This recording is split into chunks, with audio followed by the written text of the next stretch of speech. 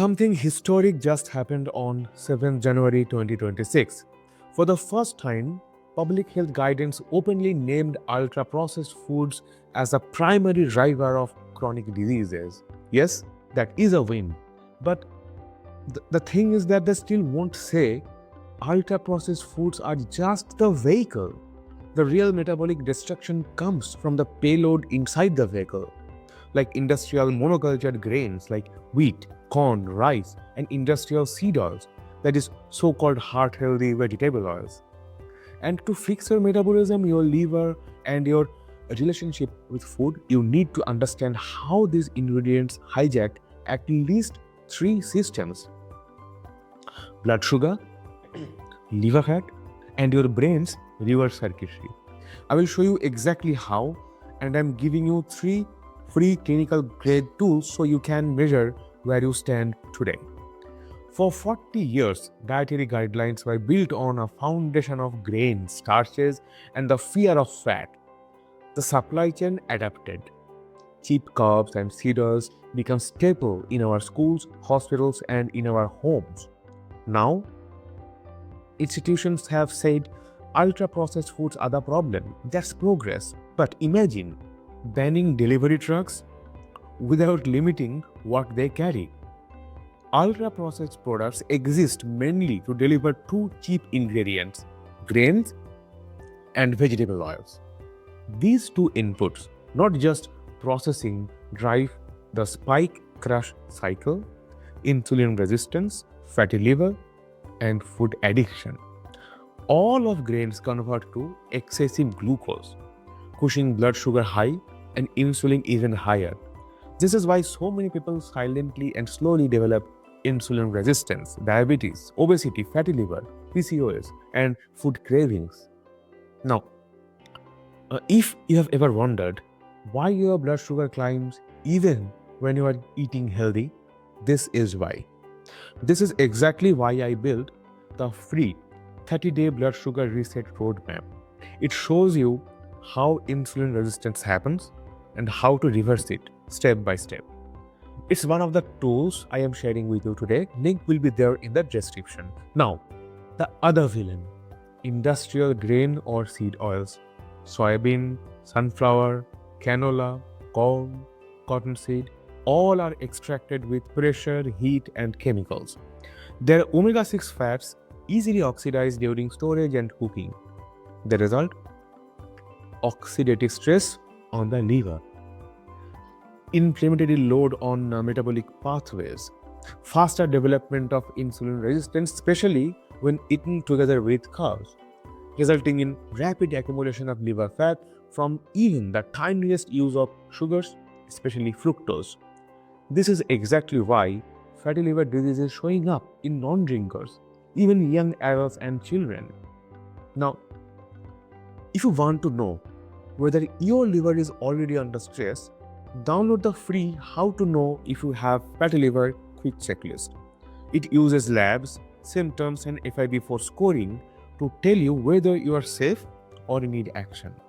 So why don't the new guidelines simply say remove grains, remove seed oils, and also prioritize whole food animal proteins and non-starchy vegetables? There are reasons. I can imagine at least two reasons. One, economic inertia. So what do I mean by that? Entire supply chains depend on grains and oils. Schools, hospitals, the military. The cheapest calories come from these two inputs. Number two, institutional embarrassment. Admitting that grain-based low-fat eating created the entire sick generation all over the world would be admitting 4 decades of flawed advice.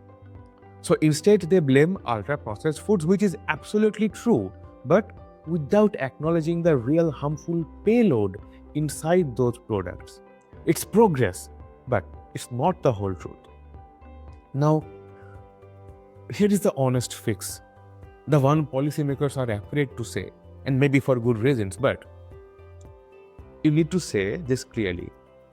To reverse chronic disease at scale, institutions must remove at least industrial grains and industrial seed or vegetable oils from the category of food deemed fit for human consumption.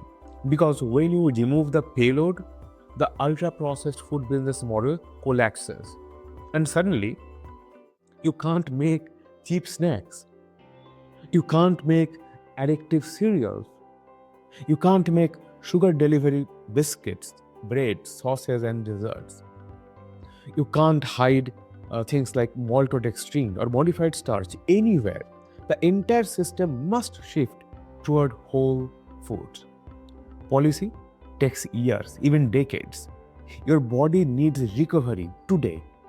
If your fasting glucose, insulin, triglycerides, waistline, or cravings have been creeping up and up and up, you cannot wait for institutions to get their act together.